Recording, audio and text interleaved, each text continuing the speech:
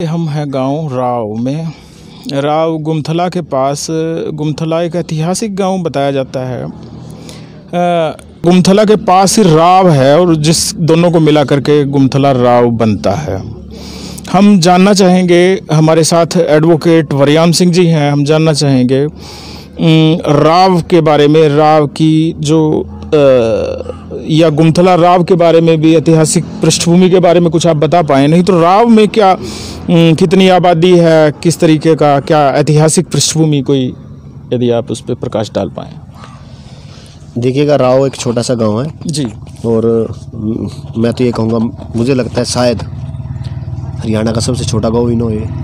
अच्छा। क्योंकि ये हरियाणा का सबसे छोटा गांव लगता इसलिए है क्योंकि इसकी जो पंचायत है वो जॉइंट है गुमथला से। अच्छा। और इसमें जो है 300 के लगभग जो आबादी है, तो ये छोटा ही गांव कहूँगा मैं, बिल्कुल छोटा सा गांव है और बड़ा छोटा सा गांव है। मतलब आप 5 मिनट में पूरा गांव कवर कर जाएंगे। 5 से 7 मिनट में आप पूरे गांव का भ्रमण कर सकते हैं। छोटा सा गांव है।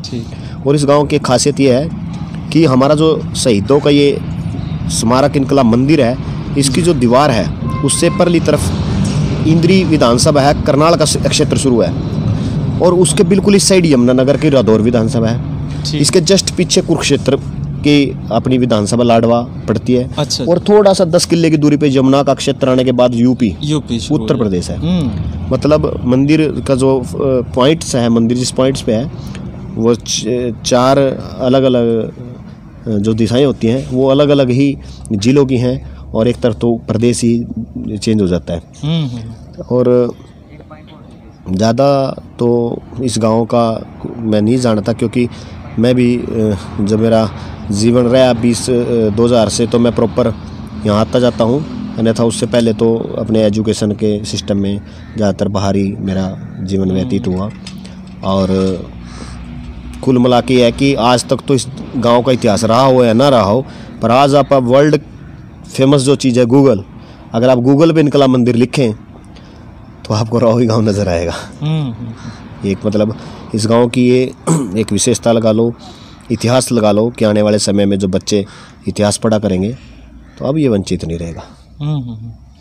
बहुत छोटा सा गांव है। किस किस समुदाय के लोग यहाँ पे रहते हैं, क्या क्या काम धंधा? देखिएगा, यहाँ ये भी एक विशेषता है कि यहाँ हर समुदाय के लोग हैं। यहाँ मुस्लिम भी हैं और हिंदू भी हैं, सिख भी हैं और सबके अपने आस्था के केंद्र भी हैं। और छोटा, गरीब, अमीर, बिजनेसमैन, प्रोफेशनल, जो मिलिट्री, मतलब हर तरह से, विदेश में भी लोग यहाँ से गए हुए हैं। अच्छा जी। हाँ, मतलब आप चाहे वो एक आदमी हो, मतलब भिन्न भिन्न तरह से पूर्ण गांव है ये।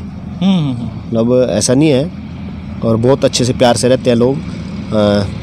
यहाँ पर आप मंदिर में देखेंगे तो एक ही थाली में सारी जात बरादरी इकट्ठी होकर खाना खा जाती है। क्या बात है, बहुत बढ़िया। और एक ही मतलब बच्चे, हिंदू, मुस्लिम, सिख, ईसाई, कोई फ़र्क ही नहीं है। मतलब यहाँ मैं कह रहा हूँ, ये जिस सोच से ये इनकलाब मंदिर की स्थापना हुई है, आने वाले समय में ये अपने आप में एक उदाहरण होगा कि यहाँ जो देश के अंदर आज जिस प्रकार का भ्रमण चल रहा है ना, जो भयभीत हो रहे हैं लोग, उनको यहाँ आना चाहिए एक बार। एक लड्डू का प्रसाद दिया जाता है, हिंदू, मुस्लिम, सिख तीनों बांट के खा लेते हैं, उसी में से यहीं शहीदों के आगे खड़े होके वही दीप वो लगा के जाते हैं दिवाली पे। मैं आपको दिवाली की एक वीडियो दिखाऊंगा। मतलब हर घर से दीप आता है, शहीदों को नमन किया जाता है। उसमें ना हिंदू होता है, ना मुस्लिम होता है, ना सिख होता है, ना ईसाई होता है, ना कुछ नहीं होता। उसमें सिर्फ इंसान होता है, देशभक्त होता है, देश प्रेम होता है। इन वीर शहीदों के भक्त हैं वो, शहीद भक्त हैं वो। आते हैं, लगाते हैं, महिलाएं, पुरुष, बच्चे, बच्चियां, हमारी बहनें, सब आते हैं। अच्छा एडवोकेट साहब, आपने काफ़ी यात्राएं की हैं शहीदों के जो स्थान, खटखट कलां भी आप गए हैं और जगहों पे गए हैं, उनके बारे में थोड़ा सा हमें बताएं। देखिएगा, मैं शहीद आजम भगत सिंह का जो पैतृक गांव हिंदुस्तान के अंदर माना जाता है, खटखट कलां, वहाँ गया। 2007 में गया था जब शहीद आजम जी का सिक्का उछाल कर जारी किया गया था। 2009 में मैं एक लुधियाना के पास क्रांतिकारी सुखदेव जी का पैतृक घर है और वहाँ भी गया था। और मैं शहीद उधम सिंह जी के परिवार जो सुनाम में है वहाँ गया। और इसके अलावा मैं अपना जो करतार सिंह जी सराबा थे, बहुत महान क्रांतिकारी हमारे देश के, उनके वहाँ की थोड़ी संस्मरण भी आप बताते रहेंगे तो। हाँ, मैं बताता हूँ। मैं जब देखिएगा, बाकी सभी शहीदों के परिवारों में हम गए वहाँ तो इतना ज़्यादा डेवलप नहीं था, परंतु जब हम करतार सिंह सराभा के गांव में गए तो वाकई में खुशी मिलती है। वहाँ पर करतार सिंह सराभा के नाम से एक स्टेडियम बना हुआ है, उनका म्यूजियम है। और आत्मा को संतुष्टि मिलती है भी किसी ने देश के लिए कुर्बानी दी और उसका सम्मान हुआ है देश के अंदर, सरकारों ने सम्मान किया। और इसके अलावा ठाकुर रोशन सिंह के परिवार को मिलने का भी सौभाग्य मिला। नेताजी सुभाष चंद्र बोस के परिवार को मिलने का हमें सौभाग्य प्राप्त हुआ। अच्छा जी, वहाँ आप गए? नहीं, ये हमारा जलंधर में एक कार्यक्रम था, शहीदों के ऊपर, शहीदों का एक सामूहिक कार्यक्रम था। ठीक है। तो वहाँ हमें निमंत्रण मिला था और ऐसे ही वो शहीदों के परिवार से हमें तो इनकलाब मंदिर के बैनर पे निमंत्रण था। उनके परिवारों को, देश की जनता को, युवाओं को, यूथ को बताने और समझाने और राष्ट्रभक्ति के बारे में बताने के लिए बुलाया गया था। वो आए थे, उनके विचार सुने और मन बड़ा प्रसन्न हुआ। मुझे तो ऐसा लगता है कि भी हमारी सरकारों को भी इन वीर शहीदों के परिवारों को दिल्ली में बुला करके जनता के नाम संबोधन कराने चाहिए, पता लगे हुआ क्या था। हमारा जो इतिहास है वो सच्चाई से शायद परे है। जो हमने शहीद परिवारों से बातचीत की, उनसे मिलना होता रहता है, अब भी फ़ोन संपर्क में रहते हैं, तो बड़ा मतलब एक जो उनके मुंह से जो बात सुनते हैं ना, तो फिर भूल ही नहीं जाती। पता नहीं तो ऐसा क्या, किस फीलिंग से वो बताते हैं कि क्या वो उनके ऊपर बीतती, किस तरह से उनके परिवारों ने। मेरे एक बहुत अच्छे अजीज शहीद मंगल पांडे जी के वंशज हैं, कभी मिलना हुआ तो आपको ज़रूर मिलवाएंगे, उनका इंटरव्यू करो आप। वो बस आप उनको एक बार शुरू कर दो भी, आप बताओ जी आपके साथ क्या हुआ, आपके परिवार के साथ क्या हुआ। मैं चैलेंज से कह सकता हूँ कि आप रोए बिना नहीं जाएंगे।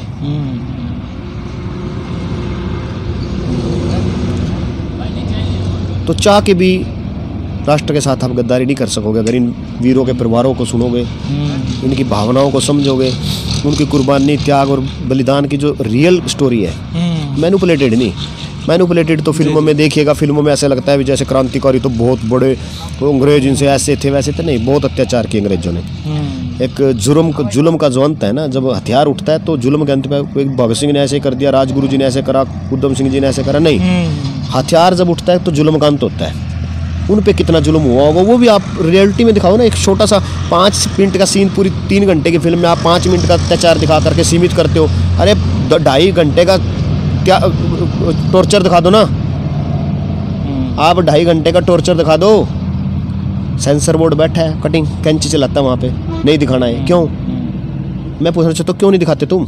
अरे हमारे पूर्वज थे वो, हमारे बाबा दादा ही तो थे वो, उन पे जो अत्याचार हुआ है हमें बताने में दिक्कत क्या? बता दो ना एक बार, इस देश की जनता को बता दो कैसे भगत सिंह जी और को टॉर्चर किया जाता था। हमें पता तो लगे हमारे पूर्वजों ने कितनी तगड़ी कुर्बानी। आज हम हैं, आप हैं, चंद लोग हैं जो चलो किसी सोर्स से, किसी माध्यम से सीख लेंगे, देख लेंगे, सुन लेंगे, समझ लेंगे। आने वाली पीढ़ियाँ कहाँ जाएंगी? आज तो इतना भी है, कल को गूगल ने हटा दिया, फिर क्या करोगे? कहाँ से लाओगे रिकॉर्ड?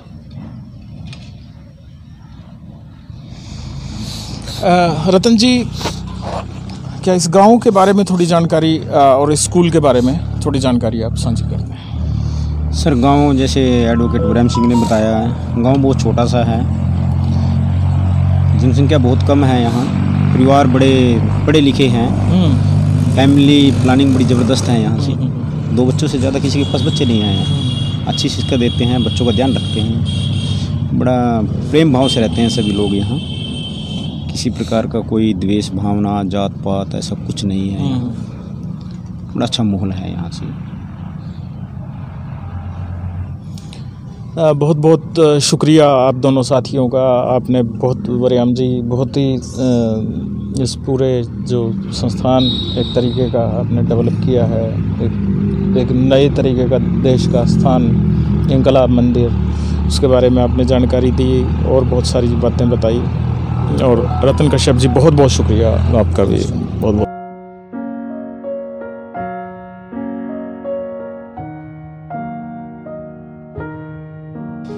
देखिएगा, राव एक छोटा सा गांव है जी, और मैं तो ये कहूँगा, मुझे लगता है शायद हरियाणा का सबसे छोटा गांव ही है। अच्छा। क्योंकि ये हरियाणा का सबसे छोटा गांव लगता इसलिए है क्योंकि इसकी जो पंचायत है वो जॉइंट है गुंथला से। अच्छा। और इसमें जो है 300 के लगभग जो आबादी है, तो ये छोटा ही गांव कहूँगा मैं, बिल्कुल छोटा सा गांव है। और बड़ा छोटा सा गांव है, मतलब आप 5 मिनट में पूरा गांव कवर कर जाएंगे। 5 से 7 मिनट में आप पूरे गांव का भ्रमण कर सकते हैं। छोटा सा गांव है। और इस गांव की खासियत ये है कि हमारा जो शहीदों का ये स्मारक इनकलाब मंदिर है, इसकी जो दीवार है उससे परली तरफ इंद्री विधानसभा है, करनाल का क्षेत्र शुरू है, और उसके बिल्कुल इस साइड यमुनानगर की रादौर विधानसभा है। इसके जस्ट पीछे कुरुक्षेत्र की अपनी विधानसभा लाडवा पड़ती है। अच्छा। और थोड़ा सा 10 किले की दूरी पे यमुना का क्षेत्र आने के बाद यूपी उत्तर प्रदेश है। मतलब मंदिर का जो पॉइंट्स है, मंदिर जिस पॉइंट्स पे है वो 4 अलग अलग जो दिशाएं होती हैं वो अलग अलग ही जिलों की हैं, और एक तरफ तो प्रदेश ही चेंज हो जाता है। और ज़्यादा तो इस गांव का मैं नहीं जानता, क्योंकि मैं भी जब मेरा जीवन रहा 2000 से तो मैं प्रॉपर यहाँ आता जाता हूँ, अन्यथा उससे पहले तो अपने एजुकेशन के सिस्टम में ज़्यादातर बाहर ही मेरा जीवन व्यतीत हुआ।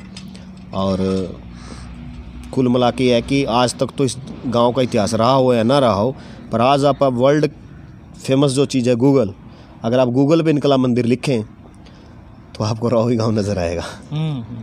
एक मतलब इस गांव की ये एक विशेषता लगा लो, इतिहास लगा लो कि आने वाले समय में जो बच्चे इतिहास पढ़ा करेंगे तो अब ये वंचित नहीं रहेगा।